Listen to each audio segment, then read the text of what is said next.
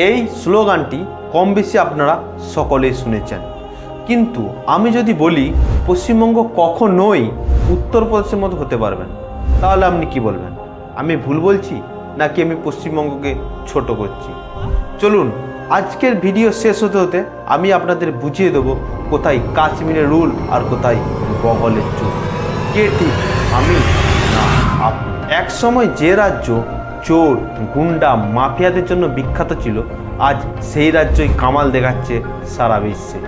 Samsung, ভিভোর মতন বড় বড় কোম্পানিরাও লাইন লাগাচ্ছে সেই রাজ্যে ফ্যাক্টরি করার জন্য। আর বাঙালিরা কখনো কাজের জন্য বা কখনো মহাকুম্ভের দর্শনের জন্য ছুটে যাচ্ছে সেই রাজ্যে।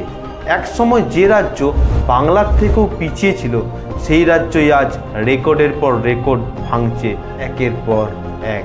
যে রাজ্য কখনো বুলডোজার বা কখনো এনকাউন্টারের জন্য শিরোনামে উঠে আসতো, সেই রাজ্য এখন খেলা দেখাচ্ছে বিশ্ব দরবারে। হ্যাঁ, আপনি ঠিকই ধরেছেন, আমি যে রাজ্যটাকে নিয়ে কথা বলছি সেই রাজ্যটা উত্তরপ্রদেশ। এমন এক রাজ্য যেখানকার মুখ্যমন্ত্রী কোনো সাধারণ নেতা বা নেত্রী নন, তিনি একজন যোগী, যিনি সংসার ধর্ম ত্যাগ করে উত্তরপ্রদেশকে নিয়ে গেছে এক বিশ্ব দরবারে। বাংলাকে উত্তরপ্রদেশ হতে দেব না, এই কথাটা আপনারা কম বেশি কারো না কারো মুখে শুনেছেন, কিন্তু আদেও বাংলা কি উত্তরপ্রদেশের ধারে কাছেও যায়?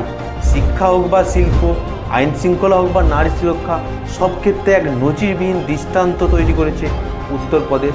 নমস্কার, আমি নয়ন। বাস্তবতা বড় কঠিনে আরও একটি ভিডিওতে আপনাদের স্বাগতম জানাই।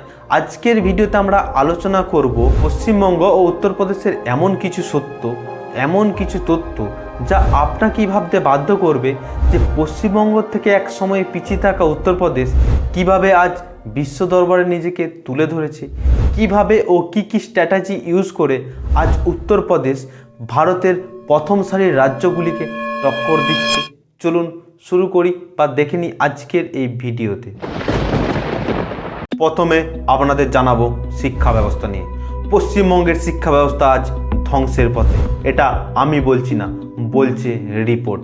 প্রতি বছর হু হু করে কমছে সরকারি শিক্ষার্থীর সংখ্যা, সঙ্গে কমছে সরকারি শিক্ষকেরও সংখ্যা। বন্ধ হয়ে যাচ্ছে হাজার হাজার স্কুল। 2023 থেকে 2024 মাত্র এক বছরে প্রায় 4% শিক্ষার্থী সংখ্যা কমে গেছে পশ্চিমবঙ্গের স্কুলগুলি থেকে। এবং এই রাজ্যে বিভিন্ন স্কুলে প্রায় 3.5 লক্ষ শিক্ষক পদ আজও শূন্য। কয়েক হাজার স্কুলে মাত্র 1-2 শিক্ষক দিয়ে সেই স্কুলগুলি চালানো হচ্ছে। নেই পর্যাপ্ত পরিমাণ শিক্ষক। গত 10 বছরে প্রায় 7014টি সরকারি স্কুল বন্ধ হয়ে গেছে শিক্ষক ও শিক্ষার্থীর অভাবে। WBSCর রিপোর্ট অনুযায়ী রাজ্যের প্রায় 4237টি সরকারি স্কুলে ছাত্রছাত্রীর সংখ্যা 50 জনেরও কম। যে রাজ্যে শিক্ষক নিয়োগই দুর্নীতি হয়, যে রাজ্যে সিভিক ভলেন্টিয়ারের হাতে মার খেতে হয় সরকারি শিক্ষক শিক্ষিকাকে, সেই রাজ্যে যে শিক্ষার হার এমনটাই হবে এটাই তো স্বাভাবিক। আর অন্যদিকে উত্তরপ্রদেশের শিক্ষা ব্যবস্থা একেবারে অন্য। বিভিন্ন প্রকল্পের মাধ্যমে উত্তরপ্রদেশের একাধিক স্কুলকে করা হয়েছে আধুনিক, একাধিক ক্লাসরুমকে বানানো হয়েছে স্মার্টভাবে। যোগী সরকার আসার আগে 2017 সাল পর্যন্ত রাজ্যের মাত্র 36% স্কুলের প্রয়োজনীয় জিনিসপত্র অ্যাভেলেবেল ছিল, যা বর্তমানে 96% ছাড়িয়েছে। 2017 থেকে 2023 সাল মাত্র 6 বছরে স্কুলের ছাত্রছাত্রীর সংখ্যা বেড়েছে প্রায় 45%। গত 7 বছরে প্রায় 1,30,000 নতুন শিক্ষক নিয়োগ করা হয়েছে এই সরকারি স্কুলগুলিতে। 2018 থেকে 2023 সালের মধ্যে স্কুলমুখী হয়েছে প্রায় 45 লক্ষ শিশু। বর্তমানে শিশু ও মেয়ে ছাত্রীর সংখ্যাও বেড়েছে স্কুলগুলিতে। চলুন নেক্সট অধ্যায়ে আপনাদের জানাবো শিল্প ব্যবস্থা নিয়ে। পশ্চিমবঙ্গের শিল্পের সূর্যাস্ত গেছে 2011 সালে, যখন টাটা কোম্পানিকে রাজ্য থেকে তাড়ানো হয়। সেই যে পশ্চিমবঙ্গ থেকে শিল্পের সূর্যাস্ত হয়েছে, আজও সূর্যোদয় হয়নি পশ্চিমবঙ্গে। রিপোর্ট বলছে 2012 থেকে 2022 10 বছরের মধ্যে পশ্চিমবঙ্গের নথিভুক্ত হওয়া কোম্পানির প্রায় 8% কমে গেছে। মমতা সরকারের আমলে প্রায় 6,688টি কোম্পানি আমাদের রাজ্য ছেড়ে চলে গেছে অন্য রাজ্যে, যার মধ্যে প্রায় 110টি স্টক এক্সচেঞ্জে লিস্ট ছিল, মানে যারা স্টক মার্কেটে লিস্ট ছিল। সেই সব কোম্পানিগুলি আমাদের রাজ্য ছেড়ে মহারাষ্ট্র, গুজরাট ও উত্তরপ্রদেশের মতো রাজ্যে চলে গেছে। এমনকি কয়েকদিন আগে রাজ্যে শিল্পের পরিপন্থী কিছু ইনসেনটিভ বিল বাতিল করে দেন মমতা বন্দ্যোপাধ্যায়। এই ইনসেনটিভগুলি দেওয়া হয় কোম্পানিকে লোভ দেখানোর জন্য, কিছু ছাড় দেওয়া হয় যাতে তারা আমাদের রাজ্যে এসে ব্যবসা করে, কিন্তু সেগুলো এখন বাতিল করছে মমতা বন্দ্যোপাধ্যায়। অন্যদিকে উত্তরপ্রদেশে 2012 থেকে 2022-এ 10 বছরে উত্তরপ্রদেশের শিল্পের সংখ্যা বৃদ্ধি পেয়েছে প্রায় 16%, যা দেশের গড় বৃদ্ধির 2.9% থেকে 9 গুণ বেশি। 2024 থেকে 2025-এ উত্তরপ্রদেশে প্রায় 27,000 নতুন কলকারখানা তৈরি হয়েছে। গত 1.5 বছরে উত্তরপ্রদেশে 28,649টি নতুন সংস্থা এসেছে, যা পশ্চিমবঙ্গের তুলনায় প্রায় 3 গুণ বেশি। চলুন নেক্সট অধ্যায়ে দেখে নিই পশ্চিমবঙ্গ ও উত্তরপ্রদেশের অর্থনৈতিক অবস্থার দিকটা। পশ্চিমবঙ্গের অর্থনীতি গত দশকে বেশ উল্লেখযোগ্য পরিবর্তন ও উন্নতির সাক্ষী রয়েছে। 2023 থেকে 2024 সালে পশ্চিমবঙ্গের nominal gross state domestic production, যার অর্থ জিএসডিপি, প্রায় 8.5% বৃদ্ধি পেয়েছে। 2024 থেকে 2025 সালে প্রায় আরও 5% বৃদ্ধি পেয়েছে। তবে এই বৃদ্ধি দেশের গড় বৃদ্ধি থেকে কিছুটা কম। অন্যদিকে 2017 সাল অবধি উত্তরপ্রদেশের অর্থনীতি একটা প্রতিকূলতার মধ্যেই যাচ্ছিল। তারপর যোগী আদিত্যনাথ মুখ্যমন্ত্রী হয়ে আসার পর প্রায় 8 বছরে রাজ্যে জিএসডিপি 141% বৃদ্ধি পায়। শুধু তাই নয়, 2023 থেকে 2024 সালে মাত্র 1 বছরে রাজ্যে জিভিএ প্রায় 25% বৃদ্ধি পেয়েছে, যা জাতীয় বৃদ্ধির হারের প্রায় দ্বিগুণ। এর ফলে উত্তরপ্রদেশ দেশের অন্যান্য রাজ্যগুলির মধ্যে শীর্ষস্থান লাভ করেছে। এবারে জিভিএ কি? জিভিএ মানে গ্রস ভ্যালু অ্যাডেড, হলো একটি অর্থনৈতিক মেট্রিক যেটা রাজ্যের অর্থনৈতিক শিল্প বা খাতে উৎপাদিত পণ্য এবং পরিষেবার মূল্য পরিমাপ করে। এবার আসা যাক বেকারত্ব নিয়ে। স্বাধীন গবেষণা সংস্থা সিএমআইই অনুযায়ী 2020 সালে এপ্রিল মাসে পশ্চিমবঙ্গে বেকারত্বের হার ছিল প্রায় 19.8%। 2024 সালে তা দাঁড়িয়ে রাজ্যে শিক্ষিত বেকারত্বের হার প্রায় 14%, যা দেশের গড়ের প্রায় দ্বিগুণ।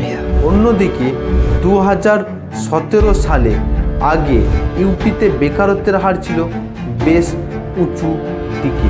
তবে 2017 সালের পর যোগী সরকারের সময়ে বেকারত্ব যেমন কমেছে তেমন বেড়েছে কর্মসংস্থান। টাইমস অফ ইন্ডিয়ার রিপোর্ট অনুযায়ী প্রাক্তন সরকারের সময় ইউপিতে বেকারত্বের হার ছিল প্রায় 19%, যা বর্তমানে হয়েছে 2.4%। উত্তরপ্রদেশের কর্মসংস্থানের ক্ষেত্রে তীব্র বৃদ্ধির রেকর্ড করা হয়েছে। 2023 থেকে 2024 সাল প্রায় 1 বছরে কর্মসংস্থান বেড়েছে 10%, যা সর্বভারতীয় গড়ের থেকেও বেশি। এবার আসা যাক আইন শৃঙ্খলা নিয়ে। পশ্চিমবঙ্গে গত কয়েক বছরে অপরাধ প্রবণতা বেড়েছে অনেকটাই। সিএএ হোক বা দুর্গাপুজো বা বিভিন্ন কারণে দেখা যাচ্ছে ধর্মীয় হিংসা বৃদ্ধির ঘটনা রিপোর্ট করে চার্জশিট দাখিল করা হলেও নেওয়া হয়নি বড় কোনো পদক্ষেপ।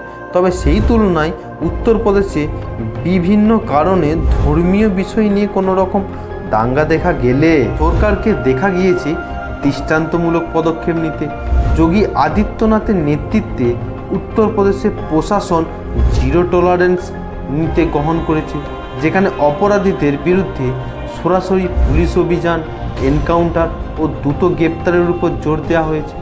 সরকারি তথ্য ও মিডিয়ার রিপোর্ট অনুযায়ী 2017 থেকে 2024 সাল পর্যন্ত রাজ্যের প্রায় 1,49,000টি এনকাউন্টার হয়েছে এবং মারা গেছে প্রায় 238 জন দুষ্কৃতী এবং গ্রেপ্তার হয়েছে 30,000-এরও বেশি অপরাধী। শুধু তাই নয়, মাফিয়া এবং গুন্ডাদের বেআইনি নির্মাণের বিরুদ্ধে উত্তরপ্রদেশে চালানো হয়েছে বুলডোজার অপারেশন। দুষ্কৃতের বিরুদ্ধে নেওয়া হয়েছে অপারেশন ল্যাংড়ার মতো পদক্ষেপ। এবার আসা যাক মহিলা সুরক্ষা নিয়ে। আরজিকর হোক বা কসবা, পার্ক স্ট্রিট হোক বা কামধুনু, পশ্চিমবঙ্গে মহিলাদের অবস্থা কোথায় সেটা আর বলার অপেক্ষা রাখে না। যে রাজ্যে মুখ্যমন্ত্রী ধর্ষণকে বলেন ছোট ঘটনা, প্রশ্ন তোলেন রাতে মেয়েদের কেন বেরোতে দেওয়া হচ্ছে, যিনি ধর্ষিতা মেয়েদের ন্যায়ের বদলে দেন ক্ষতিপূরণ, সেখানে নারী সুরক্ষা যে প্রশ্নের মুখে থাকবে সেটাই স্বাভাবিক। কিন্তু অন্যদিকে উত্তরপ্রদেশের মতো রাজ্যে ধর্ষণের মতো ক্ষেত্রে নেওয়া হচ্ছে 18তম পদক্ষেপ। একের পর এক ধর্ষককে করা হচ্ছে এনকাউন্টার। তাই কোনো রাজ্যকে কিভাবে বিশ্বের দরবারে পৌঁছানো যায় তা যোগীর কাছ থেকে শেখা উচিত। যোগী আসার পর উত্তরপ্রদেশে যে কেবল দেশীয় শিল্পের উন্নতি করেছে তাই নয়, হয়েছে হাজার হাজার কোটি টাকার বিদেশি বিনিয়োগও। রিপোর্ট অনুযায়ী 2017 সালের পর যখন যোগী আদিত্যনাথ উত্তরপ্রদেশের মুখ্যমন্ত্রী হয়ে আসেন, তারপর ভিভো, ওপো, হায়ারের মতন টেক জায়ান্ট কোম্পানিরাও সেই উত্তরপ্রদেশে ইউনিট খুলে, যার ফলে যেমন বেড়েছে একদিকে কর্মসংস্থান, সেরকমই বেড়েছে আর্থিক উন্নতি, অন্যদিকে কমেছে বেকারত্ব। যদিও পশ্চিমবঙ্গে কিছু আন্তর্জাতিক সংস্থা ইউনিট থাকলেও বড় বড় কোম্পানি আনার ক্ষেত্রে এখনও ব্যর্থ রাজ্য। অর্থাৎ সবশেষে প্রশ্ন একটাই, বারবার আমাদের রাজ্যের মুখ্যমন্ত্রী মমতা বন্দ্যোপাধ্যায় বলেন আমরা বাংলাকে ইউপি হতে দেব না, কিন্তু আদেও কি সেটা হওয়া উচিত, নাকি ইউপিকে অনুসরণ করে বাংলার উন্নতির প্রয়োজন? উত্তরপ্রদেশের মতোই বাংলাকে বিশ্বের দরবারে নিয়ে যাওয়া প্রয়োজন। কমেন্টে জানাতে ভুলবেন না।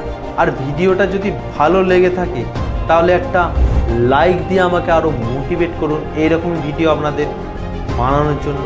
আর চ্যানেলটা সাবস্ক্রাইব করে রাখুন এইরকমই জিও পলিটিক্যাল ভিডিও দেখার জন্য এবং বাস্তবে ঘটে যাওয়া ঘটনাগুলিকে নিয়ে জানার জন্য।